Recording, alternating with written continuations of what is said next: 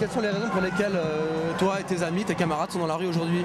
Aujourd'hui, on est dans la rue pour protester contre les suppressions de postes dans l'éducation qui vont nous affecter dès la rentrée prochaine, puisque les établissements reçoivent des dotations horaires avec lesquelles ils vont fonctionner à la rentrée. Et pour nous, concrètement, ça veut dire des classes surchargées, ça veut dire des options qui vont disparaître, également un certain nombre d'initiatives pédagogiques et d'heures de soutien qui vont plus pouvoir être assurées faute de moyens.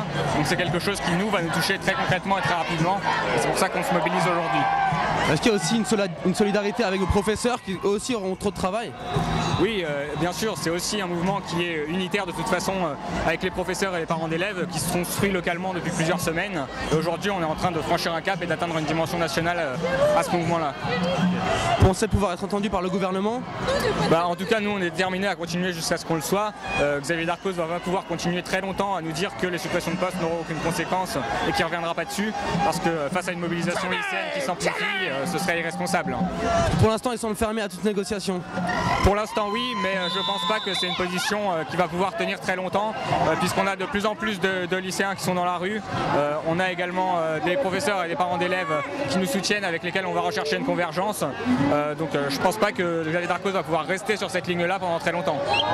Est-ce que vous sentez les lycéens prêts à manifester jusqu'à ce que la réforme soit supprimée? En tout cas, oui, on sent que chez les lycéens, il y a une détermination très clairement pour poursuivre le mouvement jusqu'à ce qu'ils obtiennent satisfaction. Il y a une plus forte mobilisation que la semaine dernière. Oui, très clairement, on est plus nombreux que la semaine dernière. On avait déjà une belle mobilisation avec 6000 manifestants. Là, je pense qu'on va dépasser ce chiffre de 6000 assez largement. Dans quelle proportion, on ne peut pas dire encore, mais ce qui est certain, c'est qu'on est plus nombreux que jeudi dernier. Donc c'est plutôt bon signe pour l'amplification du mouvement. Il y a beaucoup de professeurs dans le cortège, là, vous savez?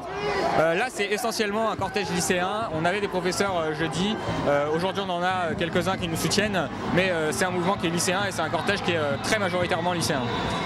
C'est bientôt les 40 ans de mai 68. Est-ce que ça vous parle? Oui, je crois qu'il ne s'agit pas de vouloir refaire mai 68, mais c'est vrai que pour nous, c'est la première fois que les lycéens ont pris la parole. Et depuis, ils ont gardé la parole et on retrouve une certaine filiation dans nos revendications avec celles que pouvaient avoir des lycéens en mai 68 sur la diversification de la pédagogie, par exemple. Donc oui, c'est sûr que, après, c'est un symbole, mais nous, on n'hésitera pas à avoir aussi un mai 2008 de mobilisation si c'est nécessaire, bien sûr.